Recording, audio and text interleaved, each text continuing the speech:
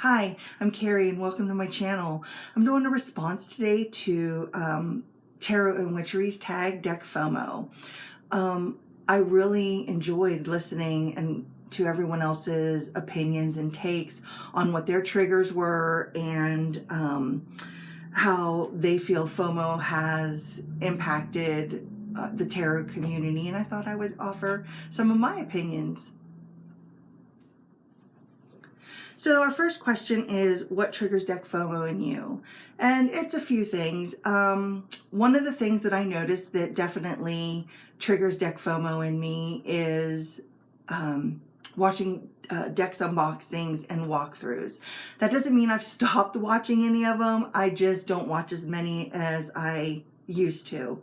And it's nothing against any creators. I have no opinion on what you want to do with your, this is absolutely nothing against anybody who shows those. Those are great. I mean, those help me with determining decks that I don't like also. But I noticed that, I'll say coupled with that is getting wrapped up in the creator's enthusiasm for the decks that they're showing, because excitedness and enthusiasm is a very addicting feeling. And if they're excited about it, and this is, you know, one of the creators on here that you happen to admire or something, then that's a very addicting thing that you can be drawn into that too, is, oh my gosh, if they love it, then I'm going to love it, because this is something that I would enjoy also. I mean, look how happy they are. And again, it's absolutely nothing against any creator. It's just my opinion of what sparked some of my purchases that were out of my norm, I guess. Another one was feeling like if you didn't have a certain deck or you didn't have a certain system or whatever, then you weren't as well-rounded a reader as the other person. So I never had any pip decks before, and I found out very quickly they are not my thing. But I felt like if I didn't have some and I didn't purchase some, then I wasn't as well-rounded a reader as the others who were doing things with their pip decks. And it just felt, I found myself comparing a lot, which is my own personifications that I was bringing on myself. Nothing caused by anybody. It was just my own things that I had to rectify. And those were, I think, two of the triggers for me, is the unboxings and excitedness and enthusiasm of them, and me feeling like I needed to compare myself to other readers. If I didn't have a certain thing, then I wasn't as good as them or whatever. But, you know, I got that under control. So question 2 is, what FOMO deck purchase do you regret? And I don't want to say that I actually really regret anything, because even though I bought something and it's not working for me right now in this minute, I am not one to hurry up and put it up for sale, give it away or anything like that, because I am not going to repurchase something I've already bought. I have set that is a firm boundary I set with myself, which kind of goes along with question 3. I will not repurchase a deck I've already owned. So I am very slow and haven't really at all gotten rid of any decks that I have purchased. There's things that I've had for many years that, yes, I've turned them into art projects or used them for creative things like that, but I've gotten rid of nothing. So as far as regretting, I don't actually regret, because I don't know if later on down the line I'm going to want to get out those pip decks that I bought that I'm not fond of and really take time to work with them and learn them. And I know that the 3 of Swords is a 3 of Swords no matter what deck you're reading, but I'm a more visual reader, so that's why there's the disconnect with the pips. But I'm don't want to say that I regret anything. Fumbled around the long story that I don't really regret any purchases, because who knows if later down the road that I may end up wanting to work with it. The next question is, how do you set limits? And I already stated briefly with the last question is, I will not repurchase a deck. I haven't gotten rid of anything, but if I was and then regretted it later on, too bad for me. I'm not going to repurchase it. I'm just not doing it. I started logging all my decks. I never kept track before. For years and years, I never kept track. So I sat down, I wrote everything out, tried to estimate the years that I bought some of the older ones.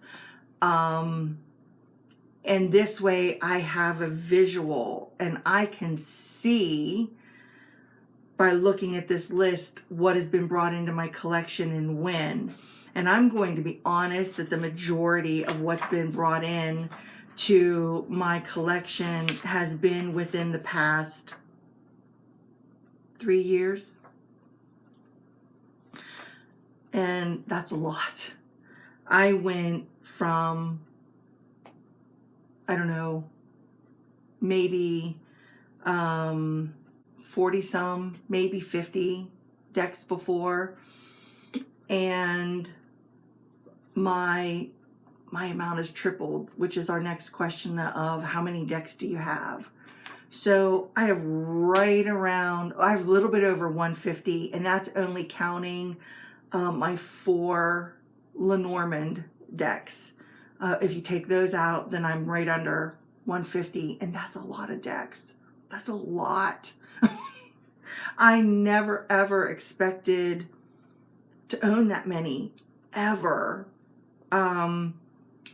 So yeah, I'm being very, very, very mindful this year of what I'm bringing in. How many decks do you need? I don't know, as many as I want to have. If you're honest and you look at things, 1, 2 tarot, 1 or 2 oracle, whatever your favorites are, that's it. So if you want to be harsh and get down to the nitty gritty of things, then I would say 4. Will I ever go down to that? Absolutely never. Never, never, never. So I'm going to own as many decks as I want, as long as I have the space for them, as long as I'm not putting my family into any debt, as long as I still enjoy what I have, I'm going to have as many decks as I want. The next question is, what is a positive deck purchase from Fomo? And I'm going to say it's this deck, which I already spoke about in the other VR I did to Marlena Tarot Extremes, and that is the Dream Vision Tarot. So this deck, I already stated, it has pushed me out of my comfort zone. I just said I don't like pips, but this deck is very pippish. While it has a little more to the image than just your regular pip style, it is something that really pushed me. It really, really pushed me, and I kind of like that. It came into my life at a time I needed it to push me out of that box and out of what I was comfortable with, and it is one of my favorites. And I have a very special place in my heart for this deck, and I love the connection to spirit I have with it. So that is one of my positive Fomo purchases. And the last question, thoughts on the current state of deck Fomo in our community. Fomo comes with any purchasing.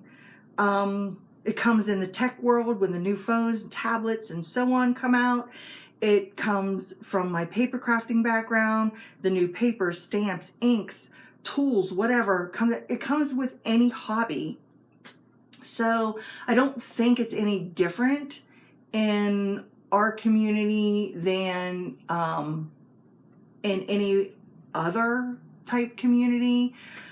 I think that due to the situations that everyone was in with lockdowns and staying home, it caused huge voids in our life, and it caused a loss of control. We had no control of what was happening in our outer world, and that was scary to some and confusing to some, but something that you could control was the purchases that you were making and what you were bringing in to your home. So as things begin to get back to normal, I really believe that the FOMO, I guess, aspect of things will start to slow down,